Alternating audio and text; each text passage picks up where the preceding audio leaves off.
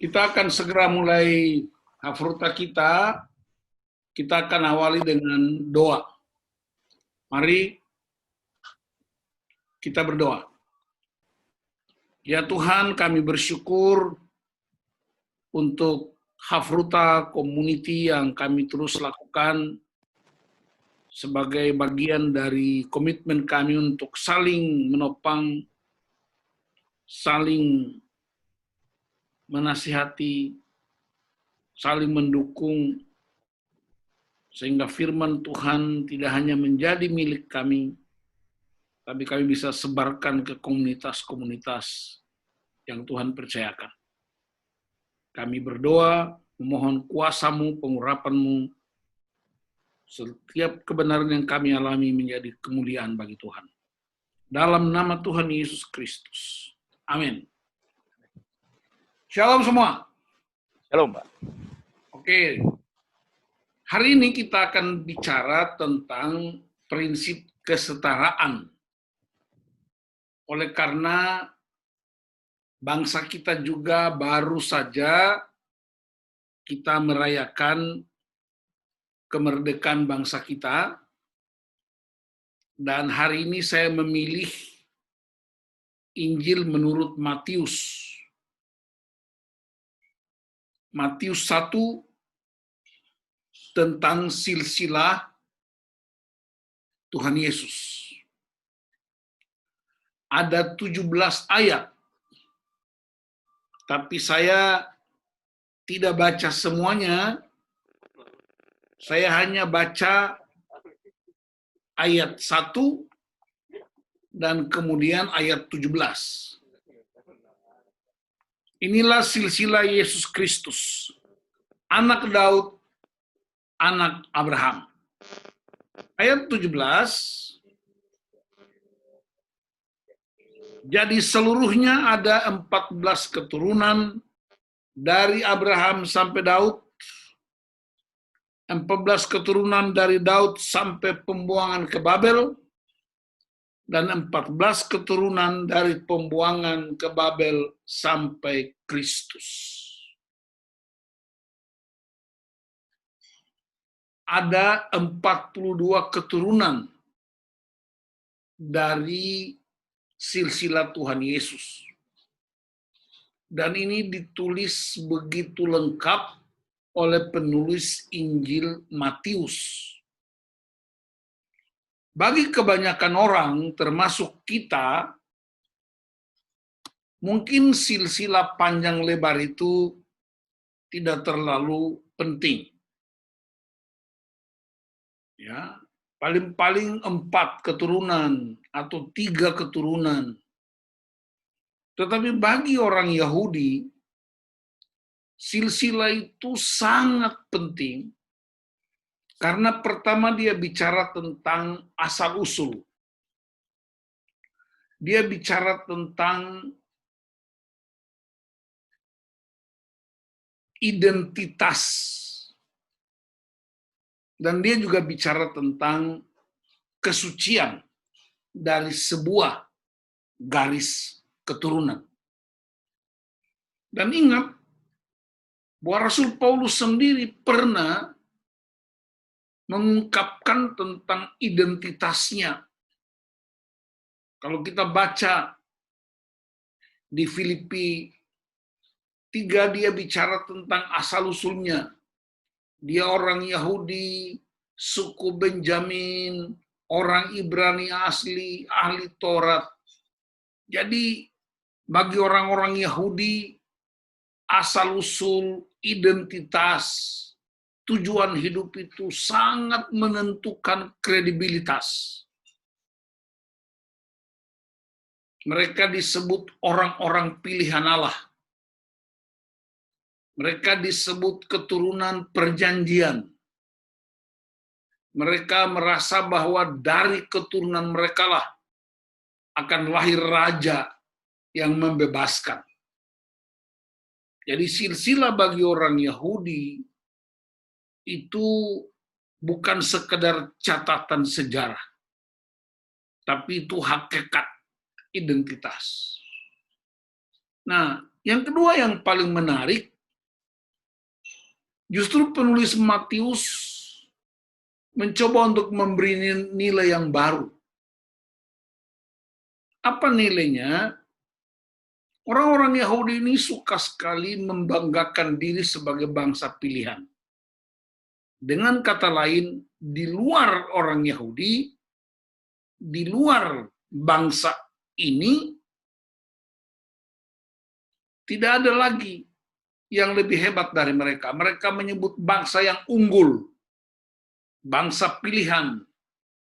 Di luar itu, orang Ambon bilang terpakai. Tetapi justru penulis Matius memberi nilai yang baru. Sekalipun kalian menyebut diri sebagai bangsa pilihan, tapi coba periksa garis keturunan. Ada sejumlah nama yang tanda kutip seolah-olah mencemarkan kesucian dan kemuliaan mereka.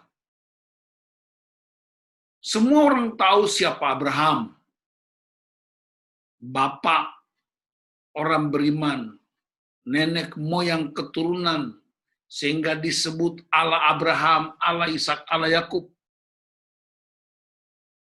Tapi kita juga tahu dalam sejarah Alkitab siapa Abraham.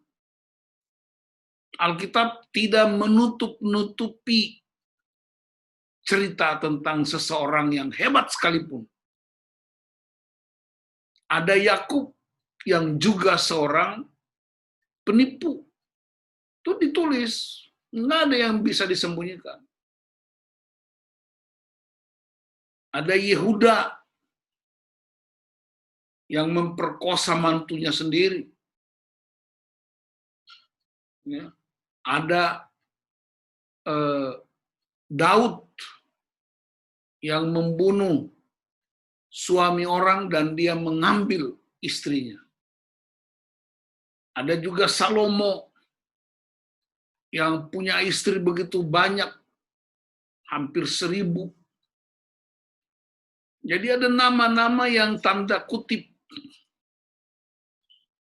seolah-olah mencemarkan kebanggaan dan kedikjayaan orang-orang Yahudi. Belum lagi ada perempuan-perempuan yang disebutkan. Ya, antara lain Rahab, seorang Kanaan, tapi juga seorang pelacur. Ruth, seorang keturunan Moab. Dua-duanya berada di luar garis perjanjian Abraham. Kita lagi temukan Tamar, seorang yang menyebut diri sebagai PSK. Ada juga Batseba, yang oleh beberapa ahli disebut pesinah, membiarkan dirinya untuk digauli sama raja. Jadi Bapak perhatikan, hebat sekali ini garis keturunan ini. Nanti kita lihat satu-satu. Yang ketiga, garis keturunan Yesus ini memberi kita gambaran bahwa Yesus itu bukan sebuah utopis, bukan sebuah legenda, bukan sebuah cerita angan-angan, tapi dia fakta sejarah real dalam perjalanan hidup manusia. Sehingga sekaligus penulis Matius membantah semua cerita-cerita dongeng, membantah semua hikmat-hikmat dunia, membantah semua argumentasi-argumentasi perdebatan. Jadi hebat sekali silsilah ini. Nah, sekarang mari kita perhatikan apa pesan utamanya. Tadi pagi saya diskusi dengan Pak Pendeta Ferry. Ternyata dalam masyarakat tradisional, masyarakat sebelum teknologi 4G, bahkan sekarang masyarakat modern, stratifikasi sosial itu tinggi sekali. Di zaman dulu, perjanjian lama, zaman perjanjian baru, sampai zaman modern, selalu ada stratifikasi sosial. Ada orang yang berkedudukan tinggi, ada orang-orang yang hebat, duduk di tempat-tempat terhormat di depan, ada orang-orang kaya, ada orang miskin. Tapi dengan keadaan COVID-19 ini, nyaris semuanya sama. Nggak ada yang merasa lebih hebat dari yang lain. Tidak hanya pribadi-pribadi, tapi bangsa-bangsa. Semua mesti hidup bersama, mengikuti protokol yang sama, memakai fasilitas yang sama untuk penyelamatan semua. Nah, karena itu saya ingin ajak kita untuk lihat kesetaraan dalam prinsip silsilah yang sekaligus berdampak pada gereja, berdampak dalam kehidupan bermasyarakat. Yang pertama ialah memang sejak awal orang Israel, orang Yahudi itu merasa bangsa yang paling hebat. Dan itu juga salah satu alasan yang paling kuat menurut para ahli kenapa Hitler ingin untuk menunjukkan betapa hebatnya, di manakah kehebatan orang Yahudi itu. Kalau dia membantai 6 juta orang. Nah, ada beberapa prinsip yang kita pelajari. Yang pertama, semua jenis halangan yang menghalangi kemanusiaan manusia, semua bentuk tembok-tembok yang memisahkan, yang menghalangi derajat dan harkat manusia, itu dipatahkan. Misalnya, tembok antara orang Yahudi dan orang non-Yahudi. Itu runtuh. Ketika ada beberapa orang yang disebutkan dalam tradisi kelahiran Yesus. Ada Rahab orang Kanan, ada Rut orang Moab. Jadi tradisi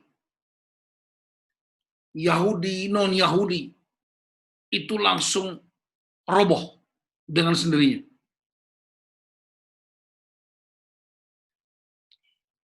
Yang kedua, dalam masyarakat Yahudi, wanita itu tidak dianggap seseorang, tapi wanita itu dianggap sesuatu. Dia dianggap barang. Dalam masyarakat Yahudi, wanita tidak punya hak hukum. Mereka milik bapaknya atau milik suaminya. Tetapi dalam catatan silsilah ini, justru ada sejumlah nama wanita di dalam urut-urutan silsilah. Dalam tradisi masyarakat Yahudi, silsilah itu hanya menyebut nama pria. Tapi dalam silsilah Yesus justru 4 orang wanita, bukan 4 orang, beberapa wanita disebutkan dalam silsilah. Berarti tembok pemisah pandangan bahwa pria lebih unggul dari wanita itu dipatahkan. pandangan bahwa pria lebih mulia dari wanita, itu dirobohkan. Sehingga Paulus juga bilang di surat-suratnya, tidak ada lagi orang merdeka, tidak ada hamba, tidak ada laki-laki, tidak ada perempuan, tidak ada orang merdeka, tidak ada orang barbar, semuanya sama di hadapan Tuhan. Yang ketiga, tembok yang ketiga yang dipatahkan ialah antara orang suci dan orang berdosa. Lihat, Yesus sendiri bilang dalam Matius 9 ayat 13, Aku datang bukan untuk memanggil orang benar, melainkan orang berdosa. Dan dalam catatan kita ada sejumlah orang yang nama-namanya terdaftar, tanda kutip, oleh masyarakat selalu dicap sebagai orang berdosa.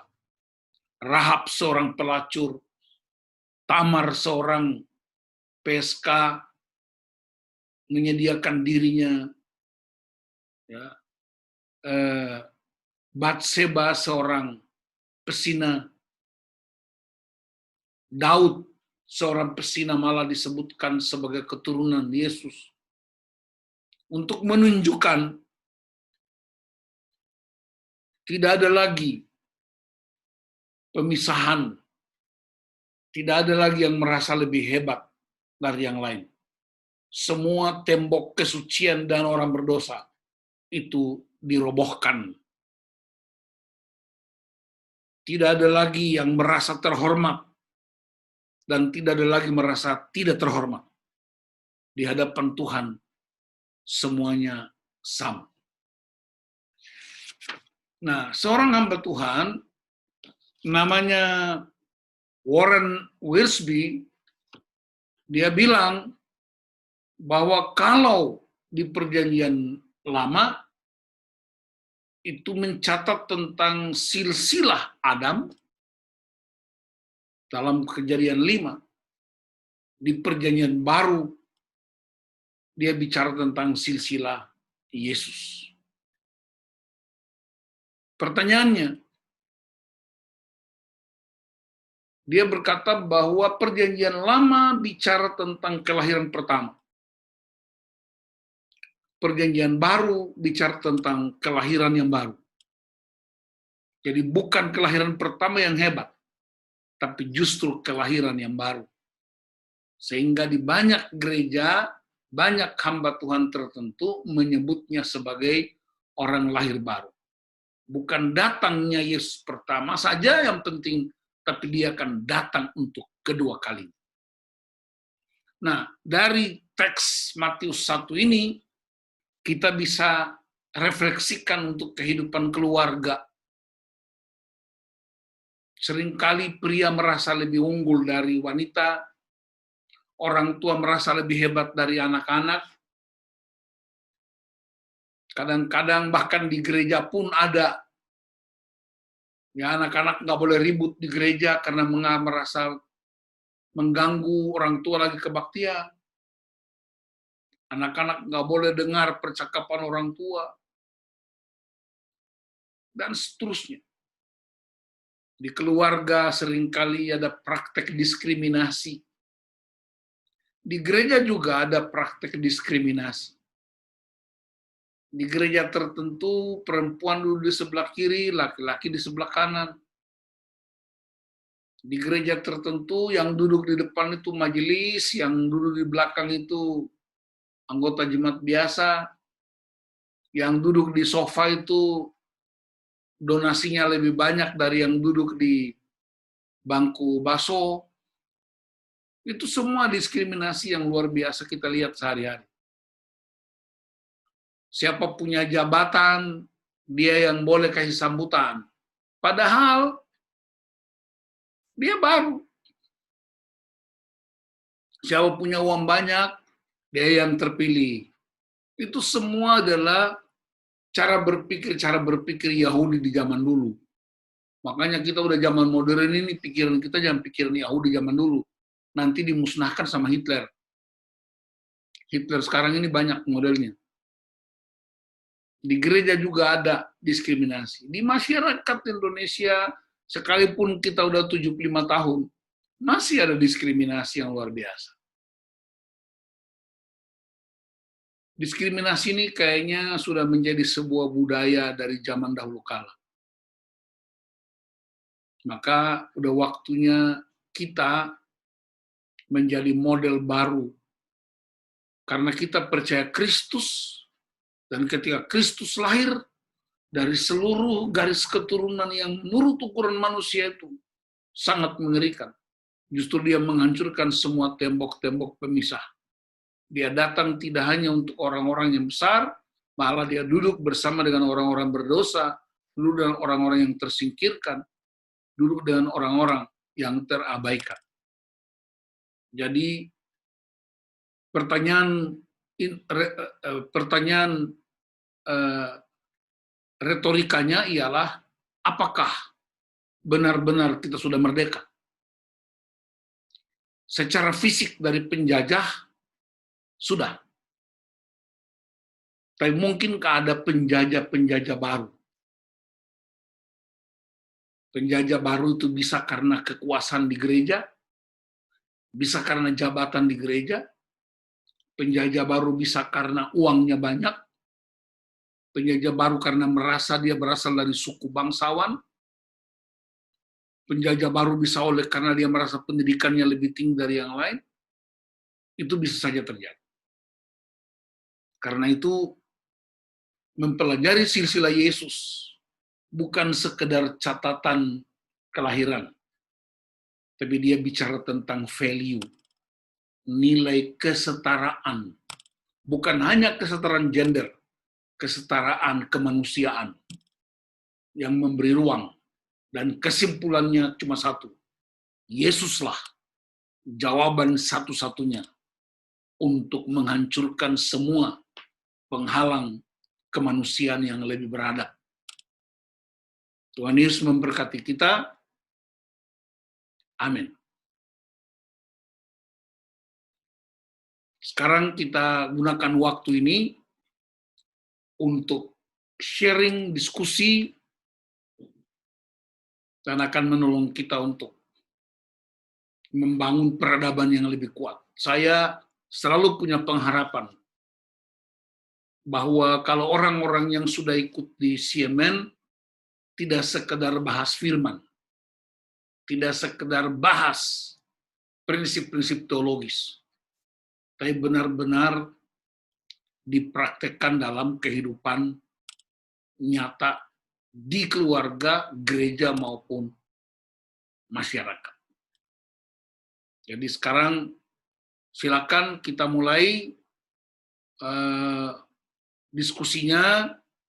Tidak usah mengulas panjang lebar, langsung bicara praktisnya, pengalaman kita bergereja, pengalaman kita berbangsa, pengalaman kita bersiemen, pengalaman kita berkeluarga. Silakan siapa yang mau mulai. Ini hasil ini kita akan share ke teman-teman yang nggak hadir dan juga banyak orang melalui YouTube. Silakan, mungkin Pak Reza mulai dari Medan. Terima kasih Pak Dos, Bapak sekalian. Sangat menarik Pak. Ya, tadi saya berpikir kita membahas justru tokoh satu persatu, tetapi ternyata satu hal yang lebih substansif saya rasa. Ya. Artinya ada tembok-tembok dirobohkan. Nah, saya berangkat dari pergumulan saya sendiri Pak. Artinya saya sendiri mungkin belum merdeka dalam katakanlah tatanan rumah tangga. Saya selalu merasa bahwa sebagai ayah, sebagai bapak, saya masih merasa bahwa saya harus lebih dahulu didengar daripada saya mendengar. Padahal di dalam modul 1 sebenarnya itu sudah selesai. Tetapi banyak hal yang Pak Nus yang saya ternyata masih acap kali gagal. Padahal saya mengerti yang dibilang generasi gap generation ya, sebagai orang-orang apa namanya Pak, baby boomers, generasi baby boomers. Anak saya mungkin di dalam generasi I ya Pak ya, generasi I, yang sebenarnya secara apa namanya, secara IQ mungkin secara kecerdasan lebih, karena lobus frontalnya menurut satu jurnal antar generasi itu semakin besar lobus frontal anak-anak zaman sekarang. Nah, itu yang sering saya lupa Pak. Jadi dengan adanya satu satu pembahasan tadi, saya sedikit terkaget-kaget juga gitu ya Bapak bawa ke dalam satu hal yang sifatnya banyak tembok yang dirobohkan. Jadi saya juga membuat catatan di sini Pak, apakah saya sudah merdeka sebagai manusia? Nah, padahal saya mengerti kasih karunia. Saya adalah orang-orang perjanjian baru. Saya adalah orang-orang yang dalam periodisasi Alkitab turunnya Roh Kudus nanti kedatangan kedua. Bahwa saya tidak lagi terikat pada hukum-hukum Taurat, tetapi apa artinya saya sudah di dalam perjanjian kasih karunia. Dan ini jadi mereview saya kembali Pak. Saya sangat diberkati dan saya akan coba merobohkan tembok-tembok yang justru ada di dalam pemikiran dan di dalam apa namanya ya, di dalam pemahaman saya. Saya rasa itu Pak Nur. Terima kasih.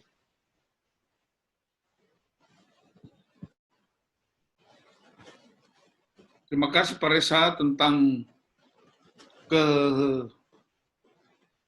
itu yang kesadaran sendiri, itu yang disebut spiritual question, cerdasan spiritual untuk melihat diri kita berhubungan dengan firman Allah. Ada ruang untuk kita maju lagi.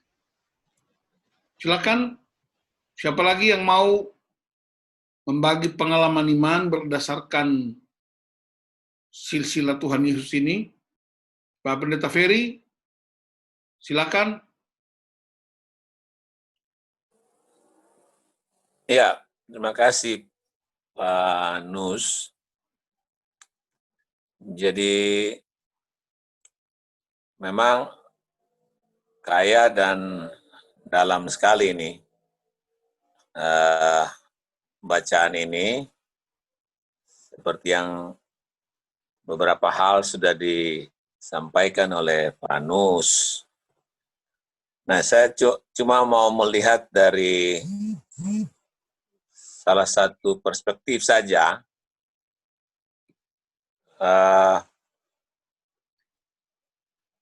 Kan pertanyaannya itu begini, dengan membaca silsilah ini,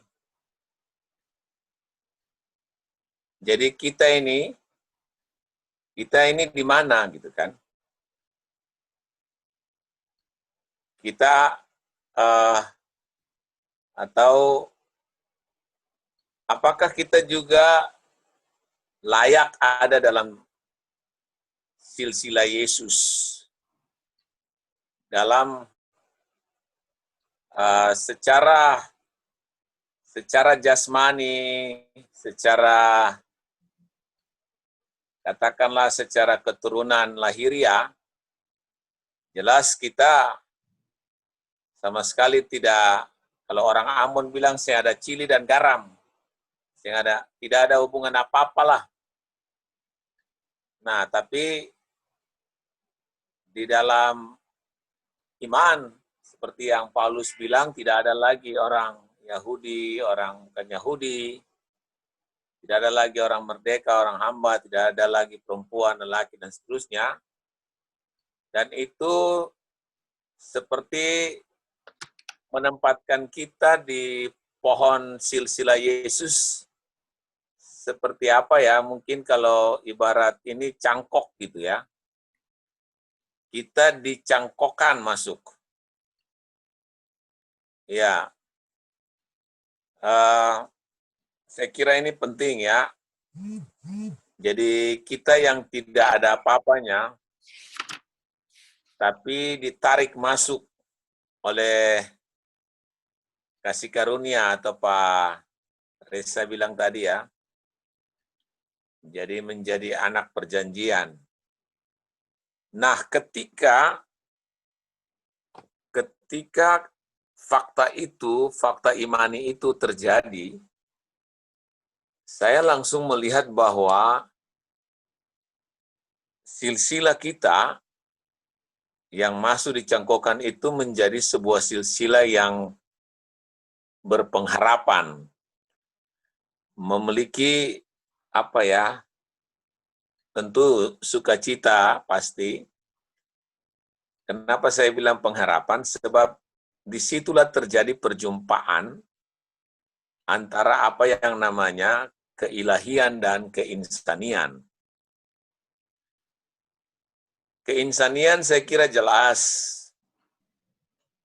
Nama-nama yang tadi disebutkan, entah mereka tokoh-tokoh yang unggul, yang katakanlah mereka punya kelebihan-kelebihan, tapi juga mereka punya kekurangan-kekurangan, kelemahan, kejatuhan, dan seterusnya. Itu gambaran tentang keinsanian. Jadi dari konteks itu, ya kita sama saja dengan seorang Yakub, kita sama saja dengan, apalagi saya bilang tadi, saya Nahusona, di situ ada Nahason, ya mirip-mirip lah, kita juga sama. Tapi aspek keilahian itu yang menjadi penting. Jadi di dalam silsilah ini kita melihat perjumpaan itu.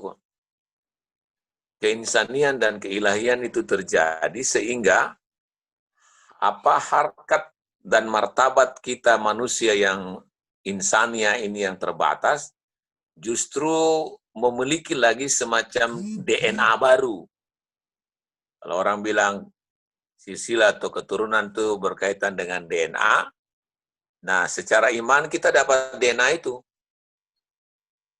Jadi kita tidak usah, ini kan orang begitu rasa bangsa terpilih satu nih, Israel ini luar biasa gitu kan. Dengan segala macam prestasi tadi saya baca satu ada postingan, masih juga disebut-sebut. Bahkan maaf kalau beberapa waktu lalu dan sampai sekarang ada tulisan dari seorang Sairtian itu bahwa orang Maluku itu suku Gat misalnya, suku yang dianggap hilang misalnya.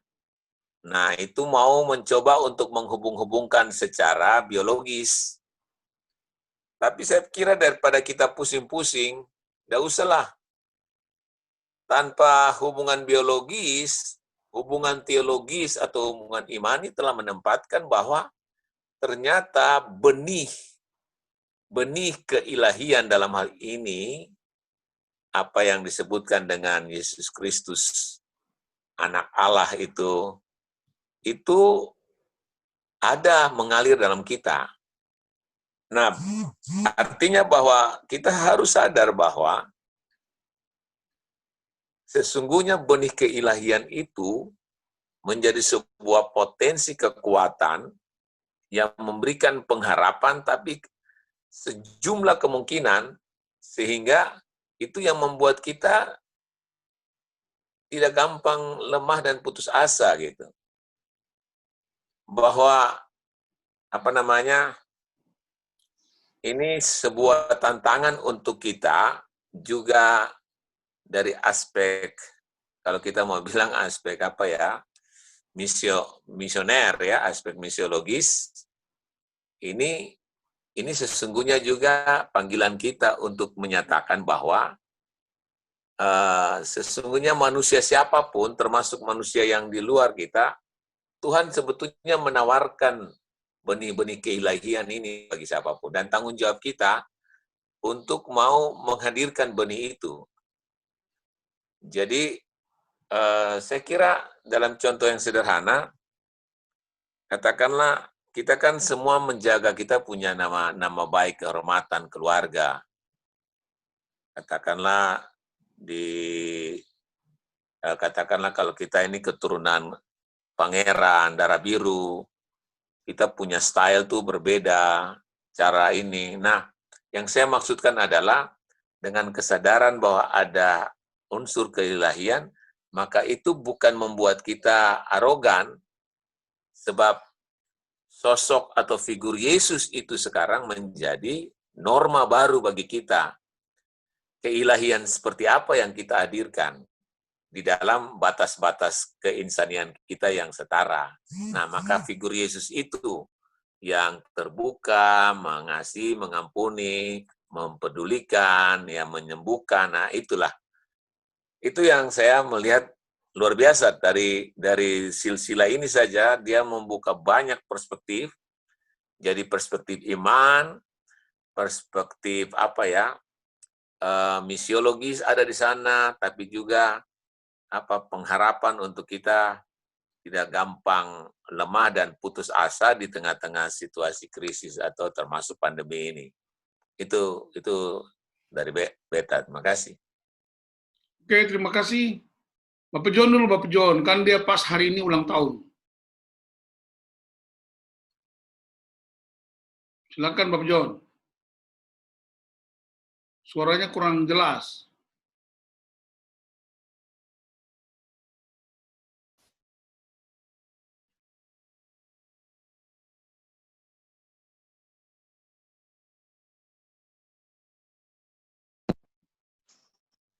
Halo.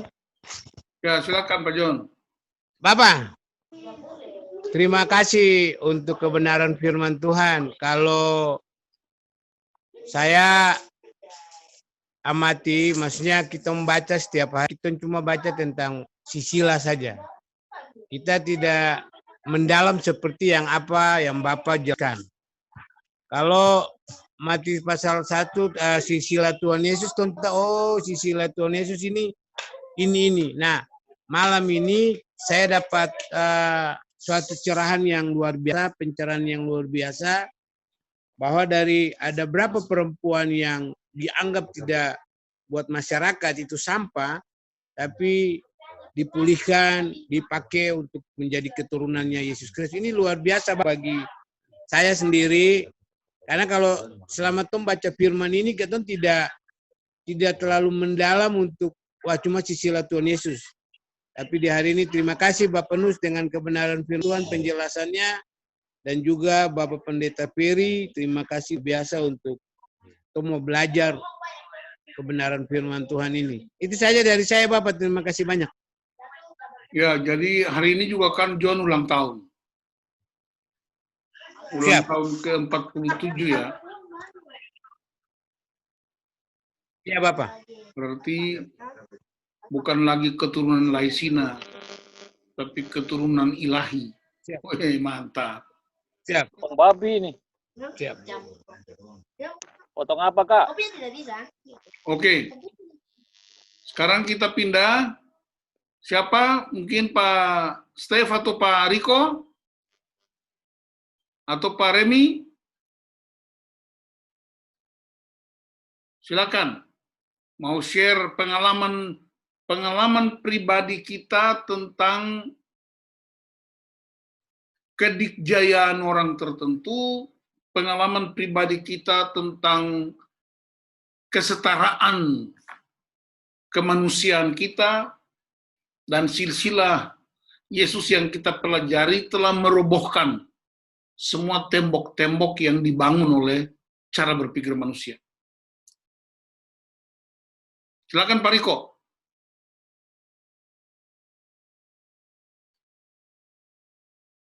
Pak Riko itu dari cara duduknya aja ketahuan dia mau bicara.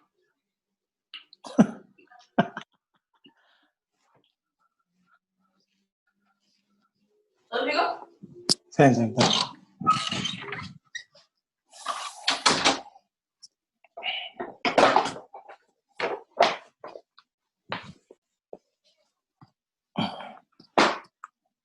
Silakan Pak Riko.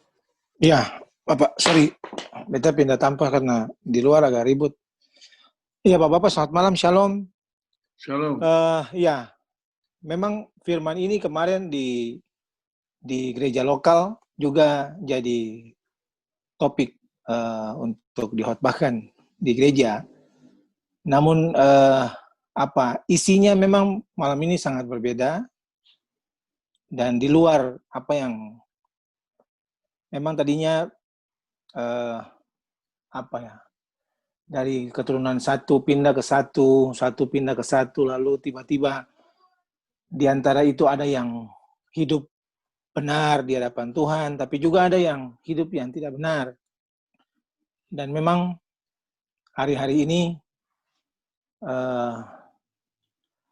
beta juga sementara dihantui dengan kehidupan berapa puluh tahun yang lalu, karena dulu zaman Oma tuh beta lihat sendiri bagaimana oma-oma dulu dong, Belanda itu, orang punya cara didikan yang akhirnya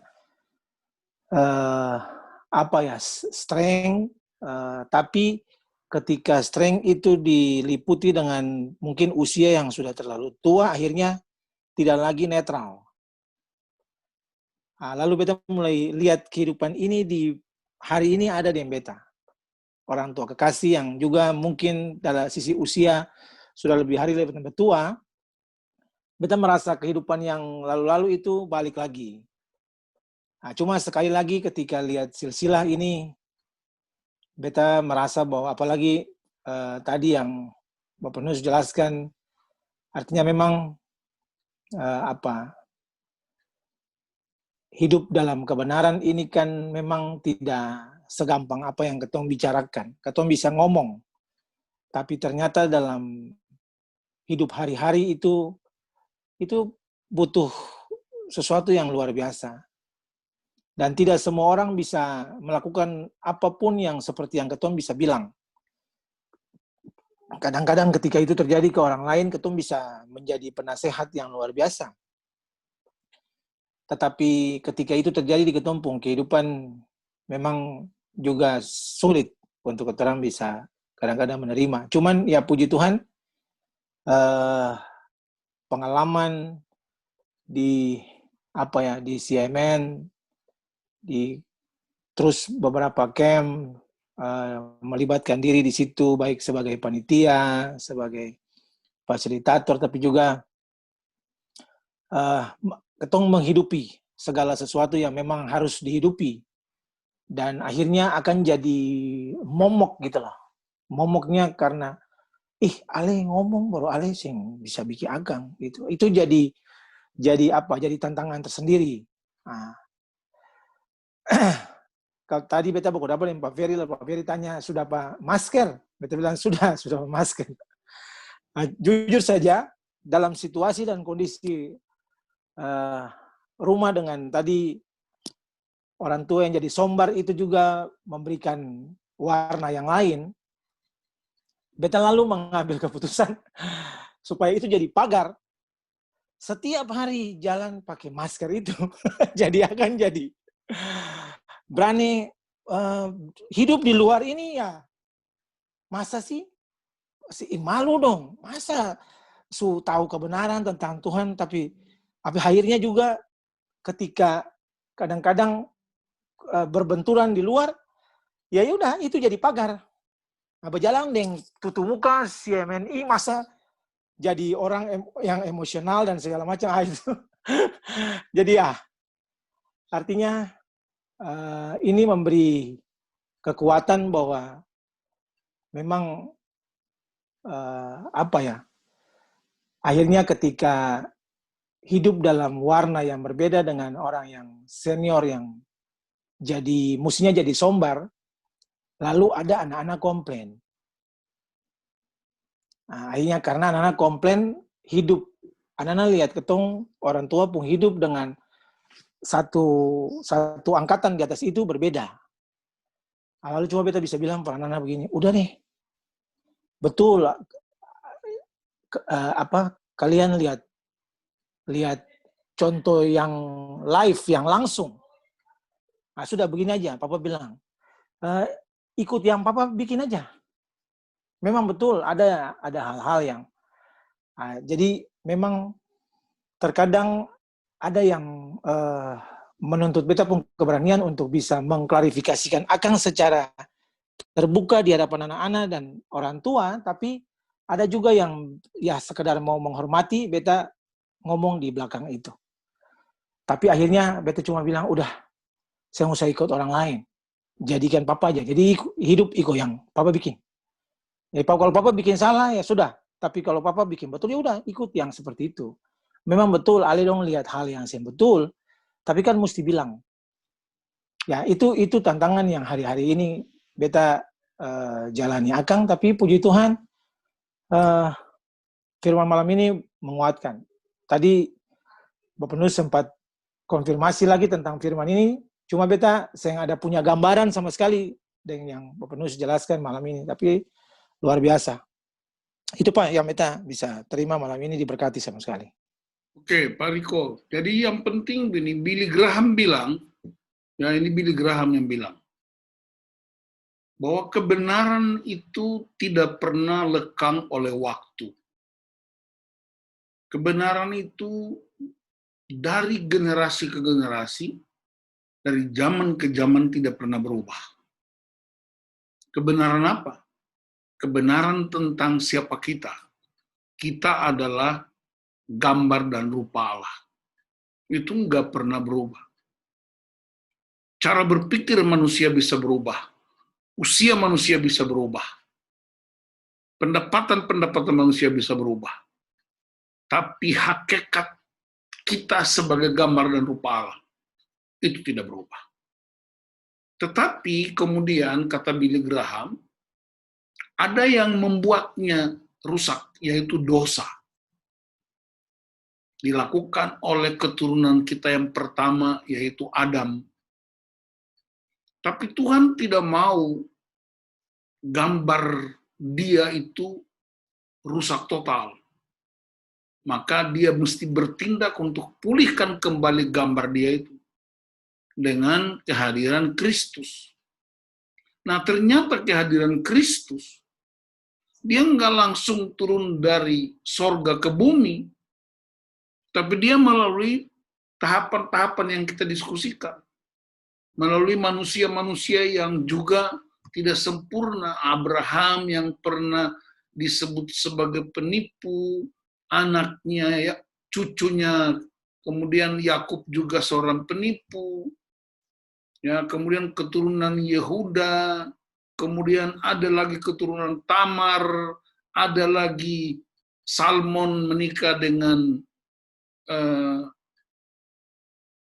Rahab yang dapat Boas, Boas nikah lagi dengan Ruth yang orang di luar garis perjanjian.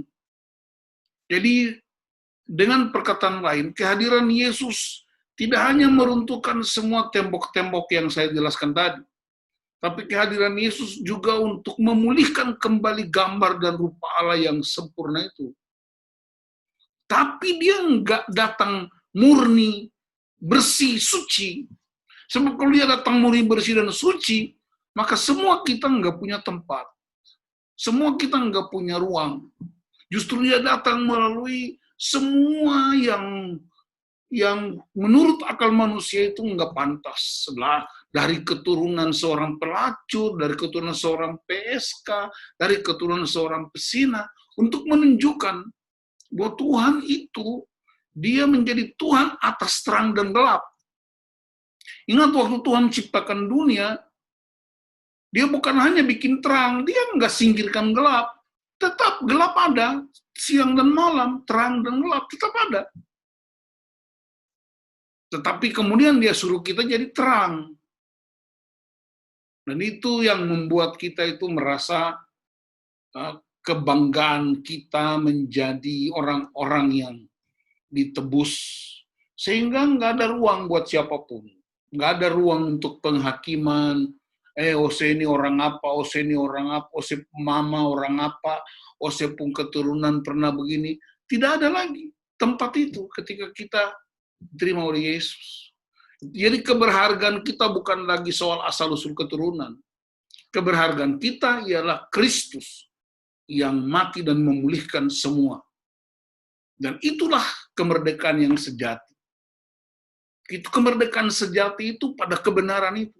Makanya Yesus bilang, kamu akan tahu kebenaran dan kebenarannya akan memerdekakan kamu. Apa kebenarannya? Kebenaran kamu adalah gambar dan rupa Allah. Dan dia ingatkan bahwa dosa itu menghancurkan. Dan karena itu kamu harus keluar dari hamba dosa menjadi hamba kebenaran. Kira itu ya, Pak Riko. Jadi itu soal membanding-bandingkan biasa, manusia suka banding-banding. Tetapi kita tidak punya waktu untuk membanding-bandingkan. Kita punya waktu untuk menjalani kehidupan sebagai orang-orang merdeka. Ya, saya punya pengalaman di Ambon waktu masih kuliah juga luar biasa. Ya. Ada prinsip-prinsip di Maluku yang begitu kuat. Ya. Ada yang menyebut orang Lease, orang Ambon, orang Saparua, orang Tenggara, orang Kei, orang Tanimbar. Itu seolah-olah ada stratifikasi. Dan kita terpuruk. Tapi ternyata kita nggak memilih suku, kita nggak memilih kelahiran, di mana. Itu penetapan Allah. Tapi dalam perkembangan baru, gereja terus mulai melakukan edukasi, pembinaan warga gereja yang begitu hebat. Saya mulai lihat di Maluku itu mulai tergerus kebiasaan-kebiasaan untuk membuat pilihan-pilihan, memilah-milah, suku, asal usul, dan seterusnya itu sudah mulai bergeser, walaupun belum 100% sempurna, tapi pergeserannya cukup signifikan. Nah, saya juga ingatkan kita bahwa ada juga, jangan sampai nanti ada elit Kristen baru di gereja, namanya CMN. Oh, saya udah ikut pria sejati, 1, 2, 3S, modul 1, modul 2, modul 3, fasilitator, pembicara. Dan karena itu saya lebih unggul dari kalian yang belum ikut. Ini juga bahaya. Jadi saya udah melihat ada spirit yang mulai muncul di CMN. Ya. Belum terbukti secara matematis, tapi kan kita rasa. Sebagai orang-orang yang pelayanan roh, kita bisa rasa. Lihat aja kalau camp-camp. Yang duduk di ruangan itu siapa? Peserta dan fasilitator. Yang duduk di lobi hotel dan pergi ke restoran, pembicara dan panitia dan yang punya uang. Karena kamu nggak punya uang, kamu panitia aja dan urus peserta. Kamu yang punya uang, kamu bawa pembicara dan traktir. Dan itu elit-elit Kristen baru. Apalagi kalau camp di hotel. Itu semua terjadi. Nah, hati-hati. Saya mau ingatkan, hati-hati. Ya. CMN bisa jadi suatu ketika dia menjadi elit baru di kalangan gereja. Karena merasa udah pulih, merasa paling tahu firman, merasa paling mengerti kuasa Roh Kudus, dan seterusnya. Jadi ini mesti kita hindari. Di gereja juga ada. Kira itu bagian ingin saya tegaskan supaya hafruta kita benar-benar tidak ada yang lebih hebat dari yang lain. Kita semua punya kontribusi untuk tubuh Kristus. Paulus sendiri jelaskan itu. Tidak mungkin mata bilang dia lebih hebat dari tangan, atau tangan merasa lebih hebat dari kaki. Semuanya punya kontribusi untuk pembangunan tubuh Kristus. Oke, Pak Remi mungkin ada mau sharing sedikit? Silakan Pak Remi.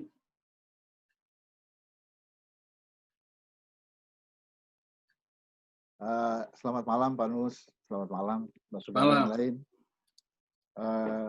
Saya meminjam kata-kata tadi dari Bung Ferry, kita ini benih ilahi. Berarti sebenarnya secara darah, kita ini termaktub di dalamnya darah Kristus, di dalam tubuh kita, di dalam tubuh rohani kita. Hanya kalau saya refleksi ke saya puluhan tahun yang lalu, saya sendiri pribadi merasa heran, saya bisa seperti ini sekarang. Saya bisa belajar mengenal Tuhan, saya bisa langkah demi langkah meninggalkan kebiasaan hidup lama saya. Hanya kalau memang kita benih ilahi, saya memahami bahwa kita ini sebenarnya seperti dalam 2 Korintus, bahwa kita ini adalah bejana di dalam bejana tanah liat. Dan saya melihat bahwa kenapa Tuhan itu menciptakan kita sebagai bejana tanah liat, bukan dari bejana besi, bukan dari bejana aluminium, tapi justru kita mengalami kemerdekaan di dalam bejana itu supaya kita bisa retak. Ketika bisa kita retak, berarti kita keluar dari bejana itu mengeluarkan sinar kemuliaan Tuhan. Saya melihat renungan ini adalah suatu kemerdekaan buat saya untuk lebih lagi memancarkan sinar kemuliaan Tuhan ketika kita ini disadarkan bahwa kita ini adalah benih ilahi. Itu saja yang saya bisa pahami, dan saya berdoa untuk itu terus, bagaimana saya bisa sampai Tuhan kasih batas akhir hidup saya untuk bisa memancarkan sinar kemuliaan Tuhan dari sebuah bejana yang retak. Saya kira itu, Pak Nus. Terima kasih, Pak Ya, Nus. terima kasih, Pak Remi. Masih ada Pak Stef atau Mas Sugi, Surabaya, atau Pak Maku? Kita telat, jadi kita coba resapi dulu toh. Pak Pen. Resapi, oke. Pak Stef, kalau nggak ada, Pak Sugi? Pak Nus, ya. Oh, silakan Pak Stef.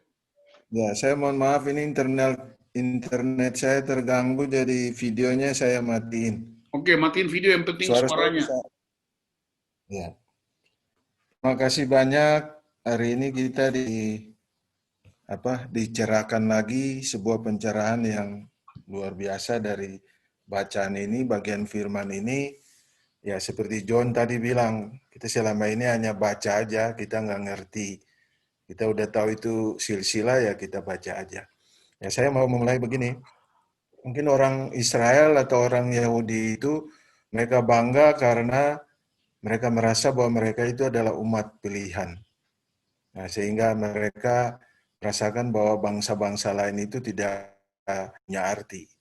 Nah, mereka adalah umat pilihan, sehingga mereka merasakan bahwa status mereka itu kalau dibandingkan dengan bangsa-bangsa lain, dari segi rohani mereka paling tinggi karena mereka dipilih oleh Tuhan untuk melanjutkan apa yang menjadi visi Tuhan atau misi Tuhan di dunia ini. Tapi kalau kita baca dari silsilah ini, seperti dijelasin oleh Bapak Nus tadi, bahwa ada beberapa perempuan yang namanya ada di dalam silsilah itu, yang kalau secara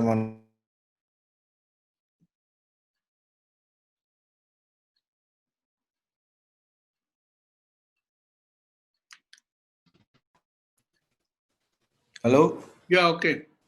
Ya, secara manusia, mungkin kalau kita lihat, waduh, keturunan Yesus kok seperti ini. Nah, tapi saya tertarik tadi yang Panus terakhir bilang bahwa kalau dia datang, Yesus itu datang melalui keturunan seperti itu, mungkin akan lain lagi. Nah, tapi kita belajar malam ini bahwa mari kita punya pengalaman-pengalaman hidup yang selalu menganggap orang lain itu tidak punya nilai, tidak punya arti. Nah, di keluarga juga mungkin kita menganggap istri kita lebih hebat karena kita bekerja, kita punya status pendidikan yang lebih tinggi, kita punya pengaruh di tengah-tengah masyarakat.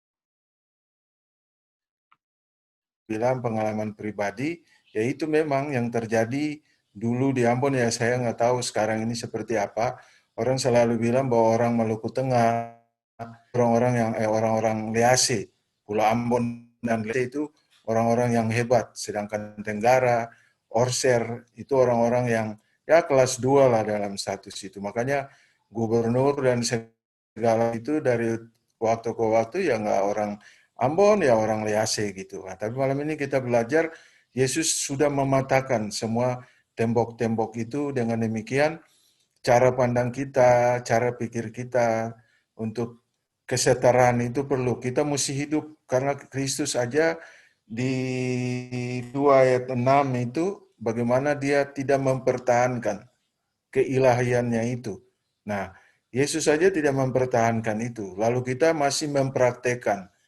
Nah, kehidupan saya punya status lebih tinggi, ya udah di gereja sampai saat ini pun sering terjadi begitu. Tadi disampaikan oleh Nus, orang yang sumbang besar, dia perlu dihargai, dia perlu dihormati, apa yang dia bilang kalau tidak didengar, ya pasti dia akan meninggalkan gereja itu. Dan banyak gereja punya pengalaman seperti itu, ada anggota jemaat yang terpaksa dia harus tinggalkan gereja karena dia sumbang besar, lalu dia tidak dihormati. Hal-hal yang seperti ini kita harus cara pandang kita dan kita mulai dari keluarga, masyarakat, di dalam gereja, bagaimana kita berusaha menampilkan yang terbaiknya. Di CMN juga tadi Pak Nus udah singgung, ya saya jujur aja pribadi, kadang-kadang juga ada kebanggaan tersendiri kalau tampil di area begitu ya, kayak saya wilayah gitu. Dan bicara itu juga sering muncul, tapi malam ini benar-benar Tuhan dan lewat Pak Nus mengingatkan kita semua bahwa apa yang kita praktekkan selama ini harus kita tinggalkan. Dan juga teguran untuk saya berbeda yang nggak tahu bapak-bapak yang lain, saya diingatkan juga, oh iya benar juga. Kadang-kadang itu juga muncul di tengah-tengah pelayanan kita. Wah, kalau saya udah berbicara, atau saya sudah jadi pembicara, ya saya udah hebat. Nah ini. Nah, tapi ingat, Yesus tidak pernah mempertahankan kelayakannya itu, tapi dia datang ayat 6 itu luar biasa. Kalau bapak-bapak baca Filipi 2 itu, dia turun 3 tingkat.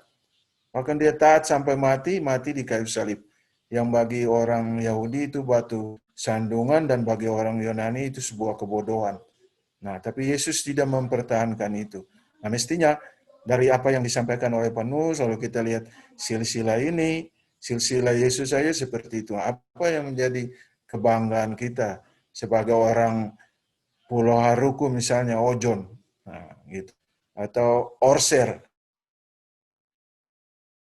orang Nusa Laut, gitu, menganggap orang Tani itu tidak apa-apa, tidak punya apa-apa. Ini yang mesti kita hilangkan dari kehidupan kita. Jadi mari Yesus itulah yang harus kita lihat, kesetaraan dari Yesus dengan Bapa. Terima kasih Bapak Nus, Tuhan berkati. Oke.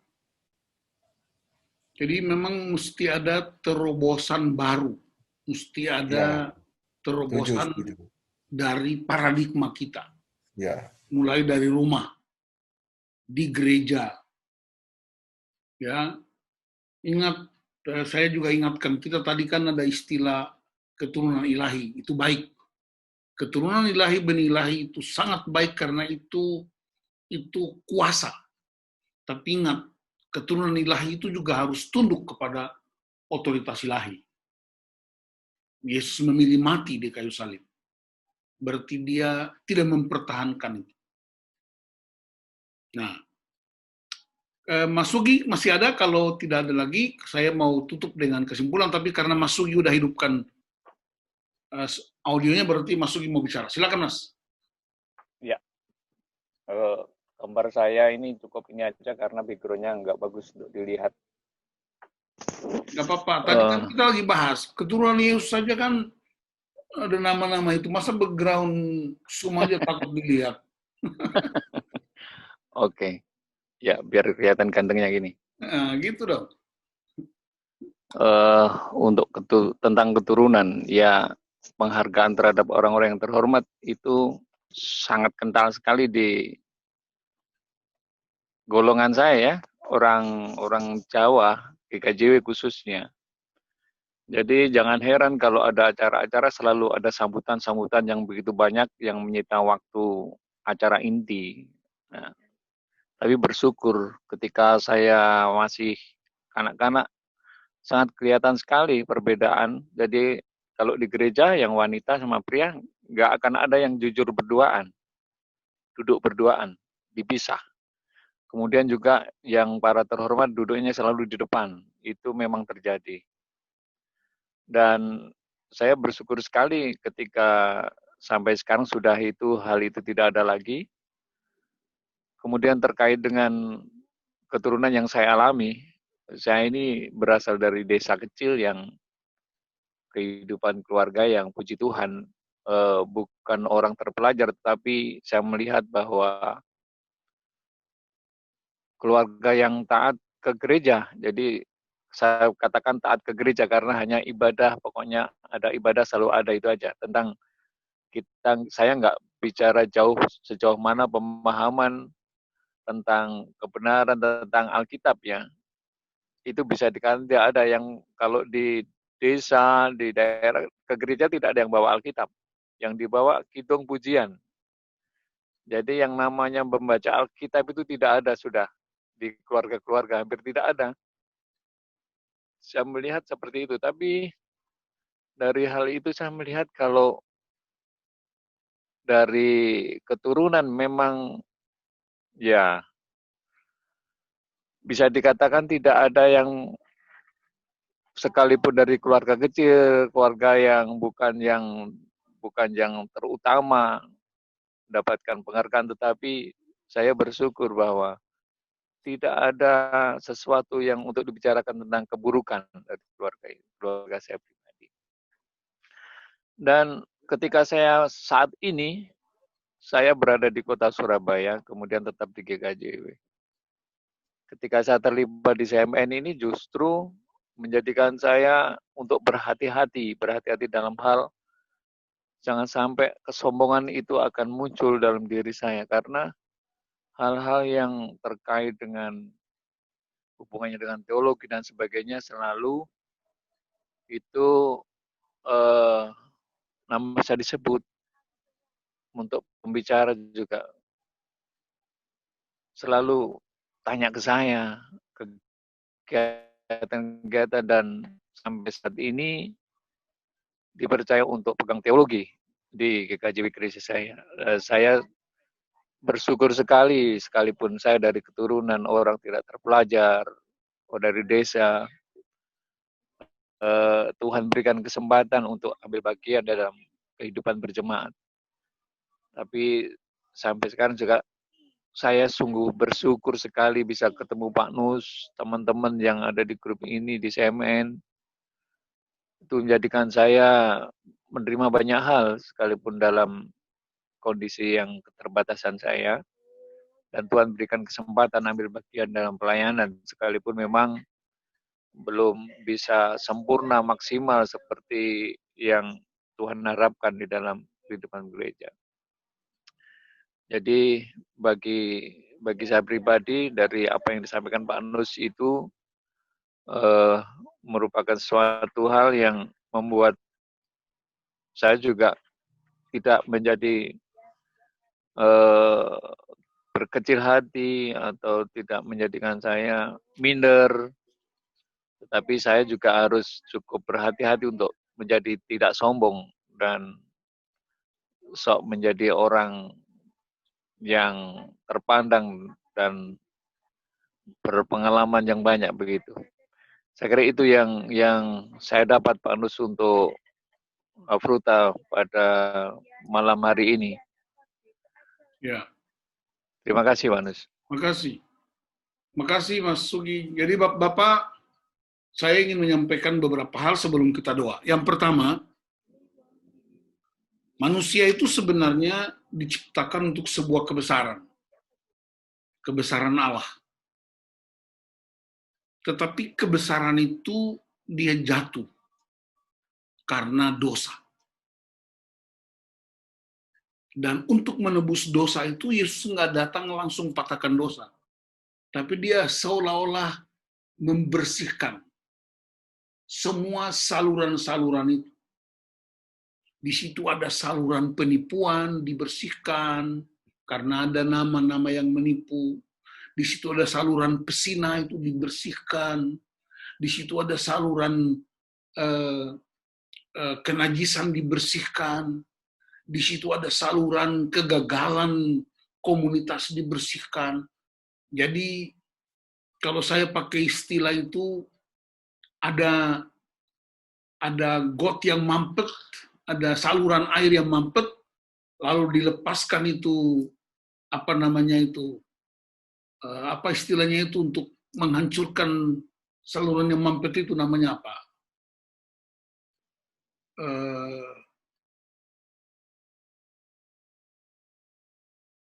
Semacam zat kimia itu yang dilepaskan untuk menghancurkan soda api itu. Soda api itu ya.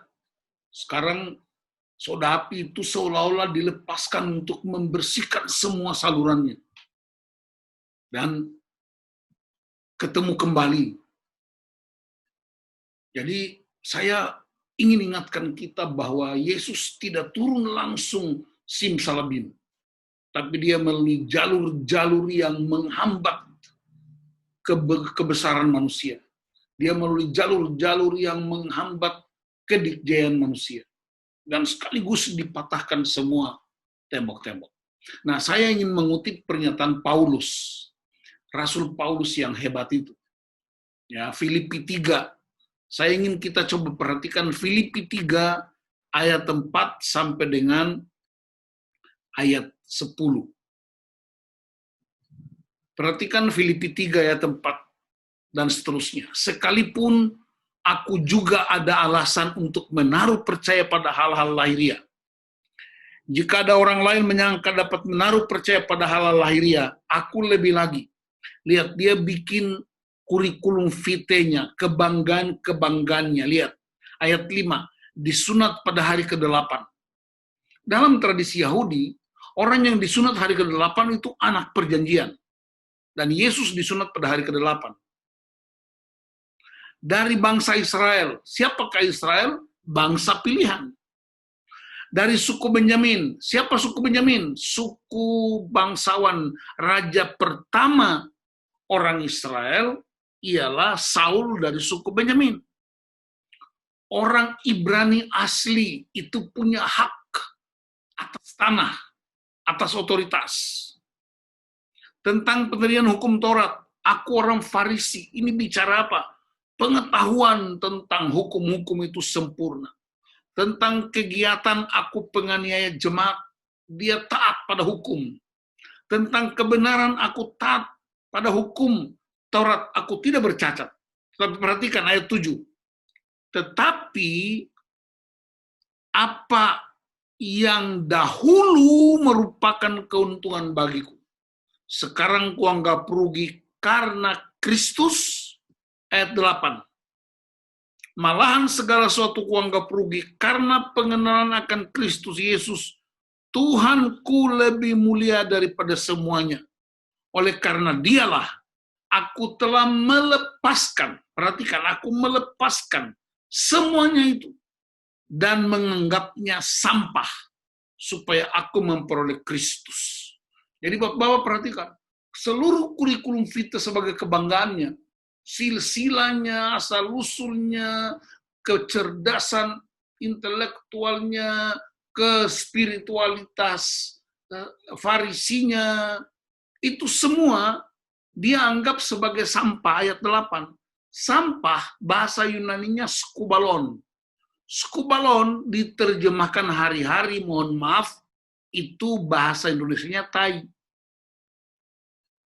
Cuma bahasa Indonesia LAI pakai bahasa yang lebih sopan, sampah. Tapi bahasa aslinya kotoran manusia. Jadi mestinya bacanya begini. Malahan segala sesuatu kuanggap rugi karena pengenalan akan Kristus Yesus. Tuhanku lebih mulia daripada semuanya. Oleh karena dialah aku telah melepaskan semuanya itu dan menganggapnya tai supaya aku memperoleh Kristus. Jadi itu keras sekali. Bahwa semuanya ternyata nothing. Dan saya ingin mengutip satu pernyataan seseorang. Kita yang tadinya nothing, ternyata diubah Tuhan menjadi something di tangan Tuhan. Ketika kita something di tangan Tuhan, kita menjadi someone. Itulah keilahian Kristus. Dan karena itu, mari kita belajar untuk menghargai diri kita, menghargai orang lain, apapun agamanya, apapun sukunya, apapun latar belakang sosial, ekonomi, budayanya, karena itulah gambaran Kristus bagi dunia. Itulah kemerdekaan yang sejati. Dan kemerdekaan sejati dari kita ikut menyumbang bagi kemerdekaan bersama. Tidak ada lagi orang yang bisa melawan. Semua presiden pun harus pakai masker. Kita harus cuci tangan. Kita harus jaga jarak. Semua kita ikuti untuk menunjukkan bahwa ada saatnya kita, kalau Tuhan sudah ingatkan kita berkali-kali untuk sederajat, kita nggak mau taat, akhirnya apa? COVID yang mesti ingatkan kita. Aneh kan? Kok kita lebih taat pada COVID daripada taat pada firman? Sudah dikasih firman Allah berkali-kali, orang nggak mau taat. Akhirnya datang malapetaka, baru kita mulai mencari peluang untuk menyalahkan siapapun. Jadi saya percaya setelah COVID ini berakhir, mesti ada terobosan-terobosan yang hebat di keluarga, pria maupun gereja. Dan saya berdoa supaya gereja menjadi sponsor utama, menjadi pioner utama untuk menghancurkan tembok yang memisahkan kita. Tembok-tembok suku, ya, tembok-tembok orang asal-usul, tembok-tembok laki-laki perempuan, tembok atasan bawahan, tembok orang suci dan orang berdosa. Itu harus dimusnahkan. Karena ketika aku ketemu Kristus, semuanya menjadi sampah. Kita berdoa. Bapak, terima kasih untuk hafurta kami malam ini. Kami dengar firman Tuhan, semua kami yang hadir terbatas untuk memahami kedalaman kebenaran. Tapi kami percaya Roh Kudus mengingatkan kami untuk punya kecerdasan yang baru. Tidak hanya mengerti firman, tapi mempraktekannya sesuai dengan karakter Kristus untuk menghargai kemanusiaan. Kami sama di hadapan Tuhan, sehingga kami semua menyumbang bagi kesatuan tubuh Kristus, bagi kemerdekaan sejati di bangsa kami. Dalam nama Tuhan Yesus Kristus kami bersyukur. Haleluya. Amin.